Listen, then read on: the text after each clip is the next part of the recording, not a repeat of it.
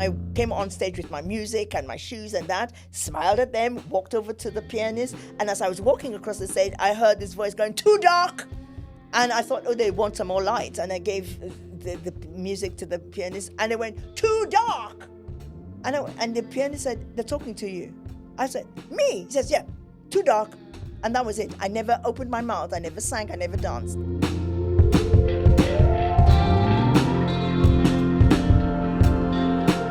When Anni Domingo moved from her home in Sierra Leone for her career as a performer, she didn't expect to encounter so many challenges as a black actress.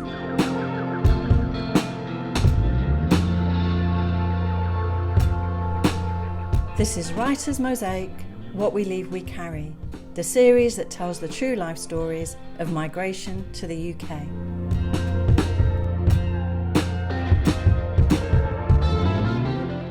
I'm Anni Domingo. My parents were from Sierra Leone.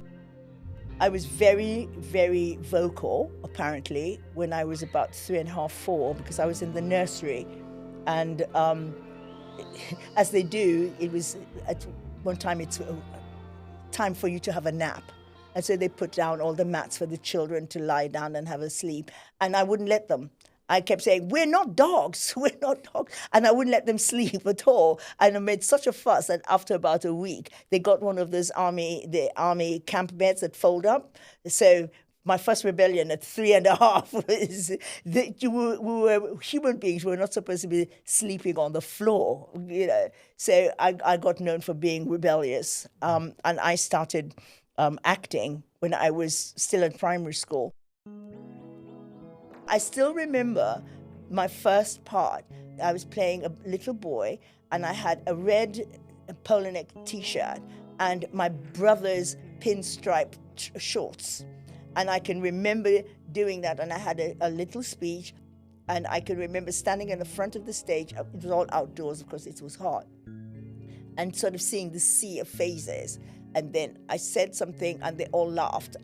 And I really enjoyed that. And by the end, they were all clapping, and I knew that was for me. So I was 4 when I started acting. My mom was a fantastic singer, and she'd wanted to be a singer and an actress. But of course, she was born in early 20s, and nowhere was she going to be allowed to do that, because you wouldn't work. You know, it was notorious that actors don't work all the time. And in those days, sort of being an actor was all sort of looked down upon, that, you know, they were not doing proper work. There wasn't a professional theatre in Freetown, so it would mean that she wouldn't be able to do any work in Freetown. And her father had died when she was about 9, so she lived with her mother and her grandfather, who was very strict. He was one of the wealthy people in town, so his granddaughter wasn't going to do something like that. In fact, my mother came over to England during the war on a scholarship, and there were 8 girls that were coming over to England, and she was adored by her grandfather. She was so spoiled. He said his granddaughter was not coming to England on her own, so he was the chaperone for the 8 girls, my grandfather. So my mother always sang, and she was also very good as an amateur actress. So when I was growing up and she was taking parts in plays at the British Council at that, I used to go to the rehearsals, and I used to help her learn her lines. But my parents got married in England in 1945, and my mother came over in 42, and she was a student here. But they used to do ballroom dancing. And after a while, my parents were really good. They became sort of semi-professional, in as much as they would go to places like the Waldorf Astoria and give demonstration dances, because of course that was the way people learned new dances. And she was quite embedded in England, and my father also was over here studying. He studied to be a shoemaker and design and make shoes. So when they went back to Freetown, he opened his shoe factory where he made shoes and repaired shoes and so on. They also had their own radio program, which was called The Two of Us. And it was a record program where people could send in a request and they would talk about the different new styles of music that was coming out and so on. And then I started working with them on radio from the age of about 6, because I used to read all the children's requests.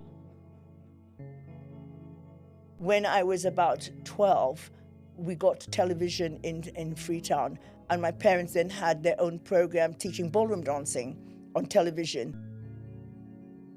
Britain was still seen as the mother country. We were British. When I came over to England in the 60s, I came with a British passport. You saw yourselves as an extension of the British. And of course, my parents would come over regularly on holiday. Education was always seen as you start off in Sierra Leone and eventually you will go abroad sometime. A lot of the friends and family that I had, their children were coming to England to go to boarding school.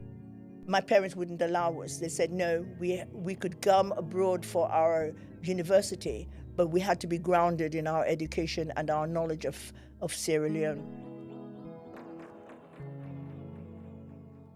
I can still remember when going home on holiday after I came to England, they were very precise. Like my dad wanted Quaker oats. No other oats. It had to be Quaker oats. And it had to be Anchor butter. And it had to be, you know, they had all this, the things that they had in England were taken back with them. And because it was available and because they came backwards and forwards, it was sort of an extension of the British life.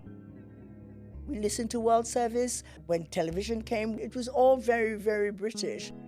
The lifestyle was English middle class. So I was very surprised when I came to England to see that they didn't see us as the same. You were taught in English, you wrote in English, all the official papers were in English. So all of that made you feel that you were very much part of the English society. The food that they ate was sort of, okay, you'd have the rice and all of that, but then we'd have salad. You'd have boiled eggs, but you'd have baked beans as well, and you'd have all that on this plate full of food. So the idea of what you eat was always a mixture. The house we grew up in had a lot of fruit trees.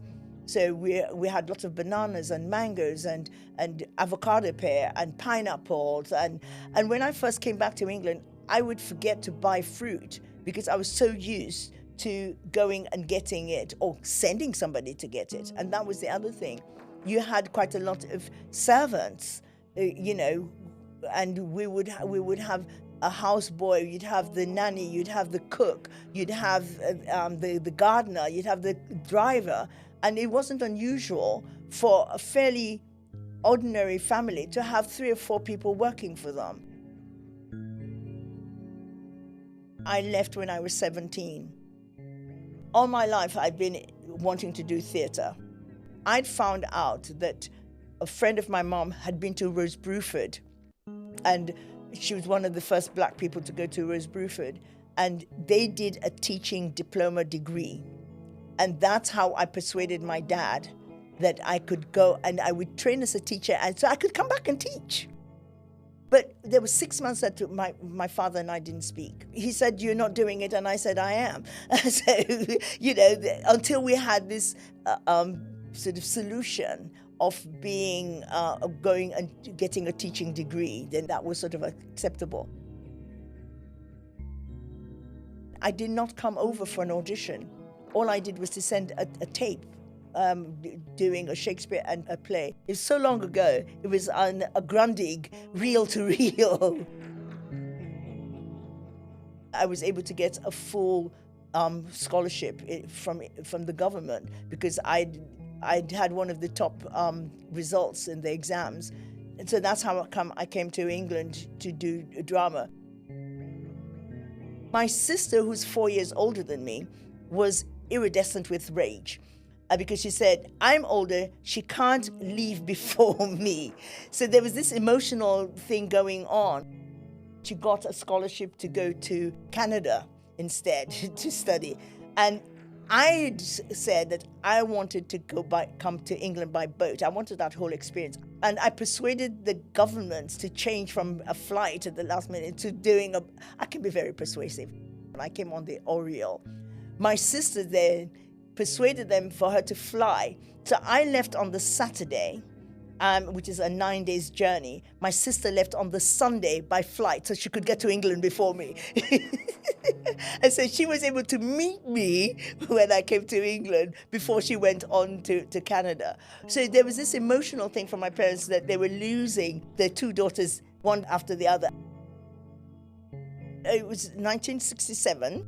The journey was quite interesting. The boat docked in Liverpool. My mother had got this beautiful suit made with this African material, what we call country cloth, which is quite warm and that. But I was so cold. It was in August, but it was very cold. And I came with my trunk, and to me, it was like, I'm going home. When I got to England, of course, my sister was waiting for me in London. But one of my friends in Freetown was a VSO, and she gave me her parents' address because they lived in Manchester, in Stockport, and they said they'd come and meet me. So they came and met me. I'd never met him before, and they took me home, and then they were going to put me on the train the next day because of time. So this was my first introduction into an English home, and they were lovely, and I kept in touch with them till they passed away.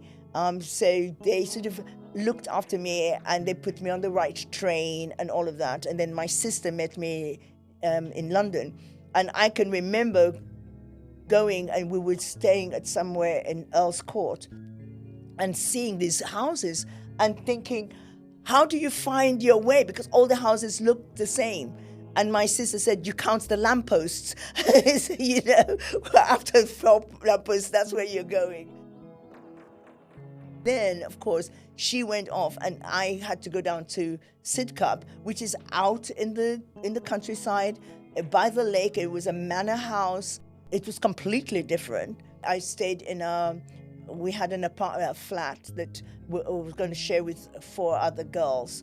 And we called it the International House because there was a girl from America, a girl from New Zealand, a girl from Wales, and an English girl, and myself. In my school, my college, there were very few black people.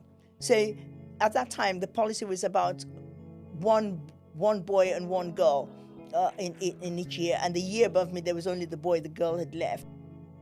You were cocooned in a way. On the other hand, when you went out and about, you were stared at all the time because they just hadn't seen this. One of the other girls who in my house was from Rhodesia, but she was white. And we used to do this thing where we'd go to the laundrette and I'd make her carry our washing on her head, and I'd walk in front. I'd have those little games because we were stared at all the time.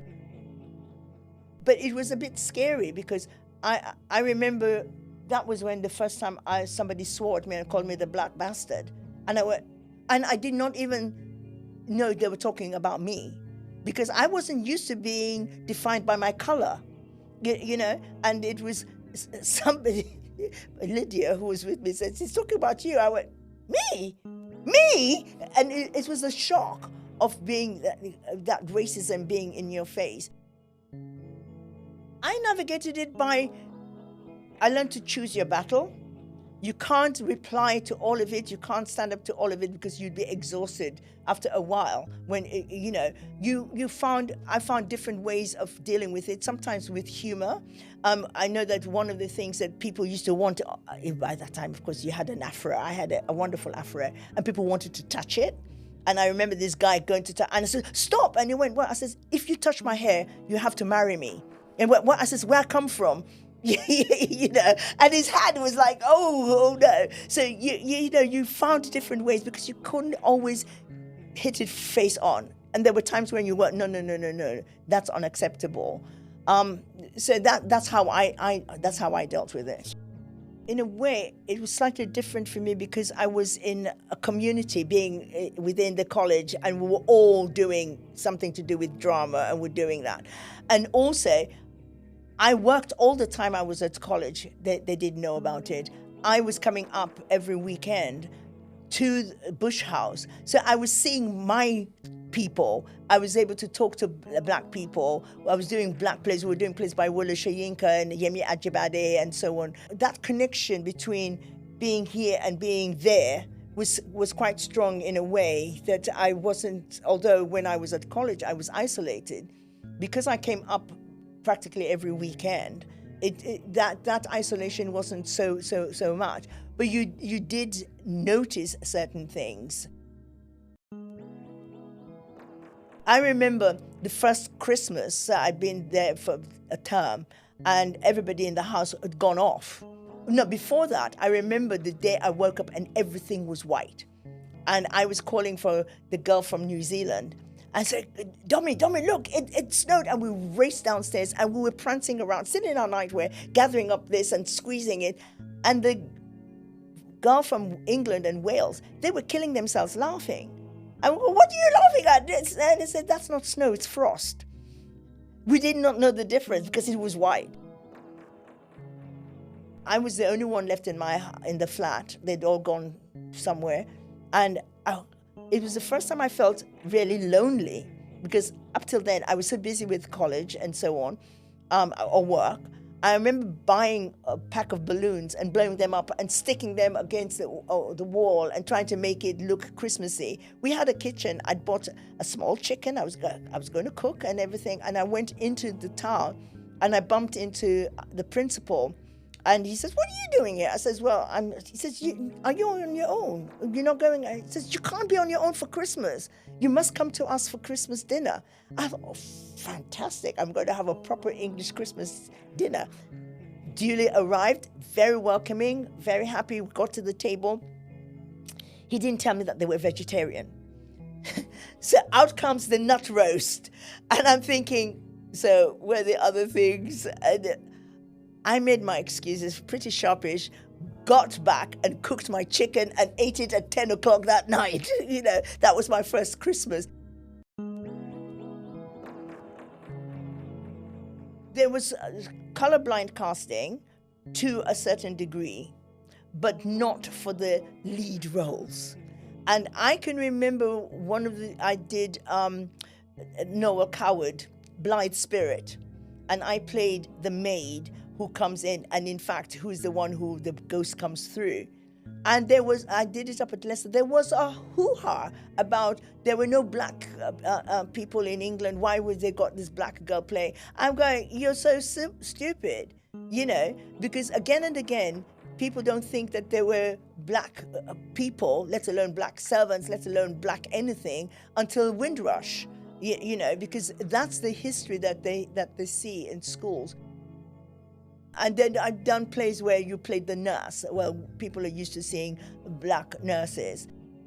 I started on television 1970, 71 or something. And I'd have people who would come, oh God, we saw a black person on television. It was you. You have all of that. Well, I started off on the buses. I got a small part on the buses. It was a TV program that had this, it was set in the bus station. It was a comedy, and they had Rejvani who lived with his mom, and he had a sister who was really dopey, and they had the conductor or the manager who was really, could be quite racist, but he was awful to everybody. It wasn't just. And I played one of the new bus conductresses who came in and so on. And I was in it for several episodes. Then 1972, I came into the West End to do Gone with the Wind. And I had a small part in that, but I also understudied Isabel Lucas, the wonderful Isabel Lucas. I understudied her, and she was playing Mammy. And Mammy was one of the main characters in that. And Isabel was very asthmatic, so she would be off some of the time. So I played Mammy quite a number of times. I remember going for an audition for a show that was coming from America, and I auditioned, and I sang, and I did it, and I was recalled 3 times. And then they said you had to come and do a dance audition. And this was my 4th audition when the people from America were coming. And I came on stage with my music and my shoes and that, smiled at them, walked over to the pianist. And as I was walking across the stage, I heard this voice going, "Too dark." And I thought, oh, they want some more light. And I gave the music to the pianist, and they went, "Too dark." And the pianist said, "They're talking to you." I said, "Me?" He says, "Yeah, too dark." And that was it. I never opened my mouth. I never sang. I never danced. I was livid. I was furious. Because they never even gave me a chance. All they saw was I was too dark. So I was talking to a friend later on, and they said, oh, I went to one and they said I was too light. She was mixed race. So the prejudices of what they think you were and which part you were going to play was very, very present right from the start. Love Thy Neighbor was this television program that had this black family that came to live next door to this white family. The wives got on, the men, especially the white guy, said the most awful racist things to the black man. And he would fight back, to be fair. But whether he fought back or not, the racist remarks were coming out. And we found out that sort of children were then saying it at schools to black kids. So even though the black character would fight back, that's not the things that are repeated. You know, it's the monkey noises, it's that sort of thing that I found quite offensive, and quite a few people found, black people and white people to a certain extent, found offensive. But there were many of the sort of racist shows that were on at that time. There was the black and white minstrels. Now, when I was at drama school, I found this so offensive, and people couldn't understand. So they were auditioning for new members of black and white minstrels, and I said, I'm going to the audition. And they said, you can't. I said, why not? So I went and I auditioned, and the faces when I walked in, because usually the women were white, and the men were white, and then they'd black up. And I came in, this black girl, and they went, no, I said, well, if they can black up, why can't I white up? I didn't go back for the first 7 years. Because I was at drama school, and because my parents were coming over, and they came over practically every year. But when I went back, it was trying to adjust, and that's when I realized how English I'd become, even though I thought I was English before, because it was the way you treated people. So, for example, I'm sitting in the veranda with my brother, and I go, "Oh gosh, those mangoes! I want a mango." And he'd call the houseboy, "Sorry, bring mango." I'm going, "I can go get it." No. And he came, and he'd stand there and peel it. I can peel it. Give it to me. I go, what? My brain had changed. I did not think, because before that was normal. And we'd finish eating, and I started clearing the table. And my mom said, "Oh, leave it there. Come and do it." "No, it's okay." And then one day my mom said to me, "Stop. Because they're all getting worried that you think that they're not doing their jobs well, and they'd lose their jobs, and they need this job." I went, okay. So it's looking at it from a different perspective. Whereas I thought that, I can do it myself. They depend on that job. I found that it was so noisy.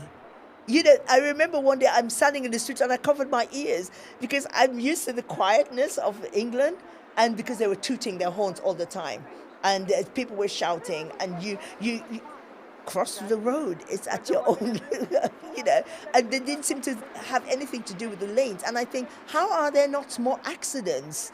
So there were things like that that was sort of trying to adjust. And especially it was after the war. They felt that, well, what are you coming to tell us what to do? You weren't here when we were suffering. So there's all of that to maneuver around. And they're quite right. But it was, some of you say, well, Yes, I wasn't here, but I'm here now. The life that I want, which is my inner life, I'm not talking about sort of material things. The thing that feeds me is in England. I've lived in Australia, I've lived in America for short periods of time. Everywhere has its problem. England has its problem. But for me, acting, the arts, using my brain in lots of different ways, I could not do that in Sierra Leone because we don't have the facilities to do that. And I don't see us having the breadth in somewhere like Sierra Leone, and being able to go quite easily to Europe and to various places. It just wasn't going to be there, at least when I started out. And now I'm so embedded here that, a lot of people go home to retire. When they retire, they go home. I'm not going to retire.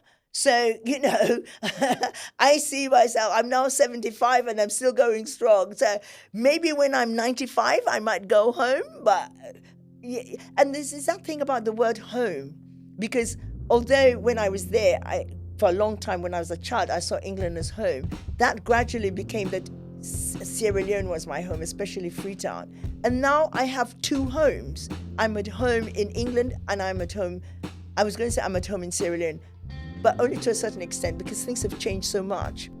That idea of what is home is, who you are, it's the language you cry in. And I'm not sure which language I cry in, or which language you curse in. My husband, who was English, would say, I think I know what you're talking about when with your friends, and then all of a sudden I'm lost, because you're completely fluent in both.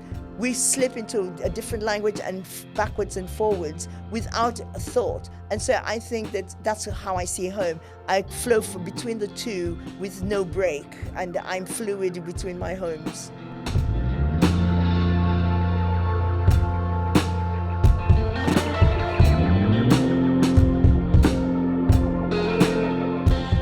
Anni Domingo was talking to Colin Grant.